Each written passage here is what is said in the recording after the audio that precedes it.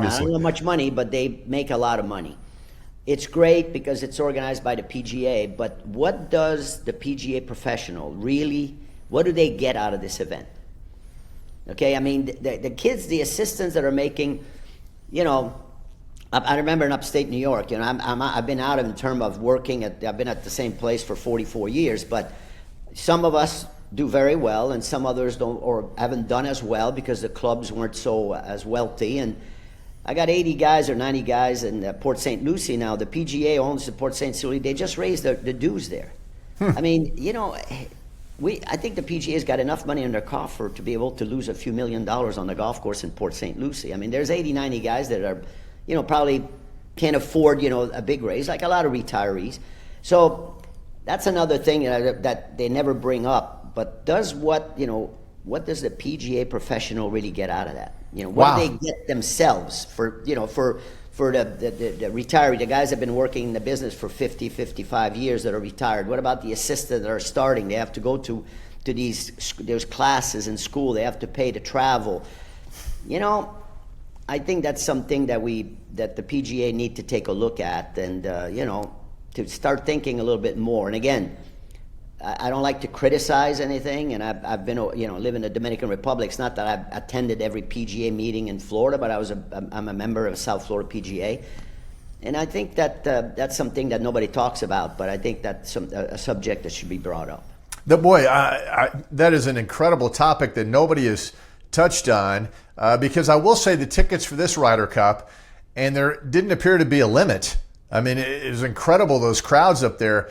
But for a day ticket, with all the add-ons, this tax, whatever, it was about $1,000 per ticket, Gilles. And then the corporate build-out was the most extravagant that they've ever had at the Ryder Cup. And they've had some nice build-outs, whether it's in the United States or Europe, but there were more corporate hospitality areas than ever before. So you're right, they were making a gazillion dollars. And I mean, what a debate though. The European team wanted no money. They just said, look, we don't even want to discuss it. Of course, the Americans, each player got $500,000, $200,000 for their personal use, $300,000 to donate to a charity. But that was a bone of contention, and the Europeans would bring it up subtly here and there in the conversations. So yeah, I mean, Gilles, it's fascinating, right? Where's all the money going? Because they made a bunch. I mean, it was amazing how much money they made after this weekend. Yeah, and it's, you know, PGA is a nonprofit, you know, organization.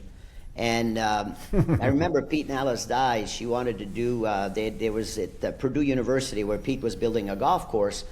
They had some classes that, you know, whatever, a PE class that the students have to take in college. And she did golf. And she kept pushing to the president of the university to do golf and do this and do that. And finally they got it done, but there was something about that the PGA couldn't pay something there because it was a, you know, non-profit, whatever, and Pete Alice ended up paying the pro that went there to give the class or something because he wasn't on staff.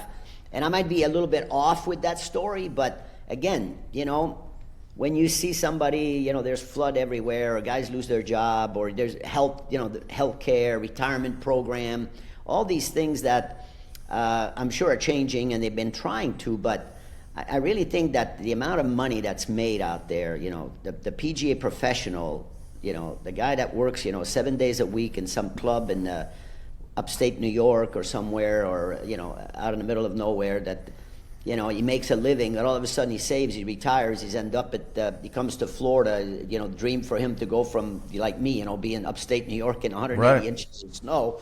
I mean, I was fortunate enough to work for a wonderful company, wonderful people, family, and I still work and still do very well. But, you know, the guy retires and all of a sudden, you know, they raise their due by $500 or $800, you know, whatever it is.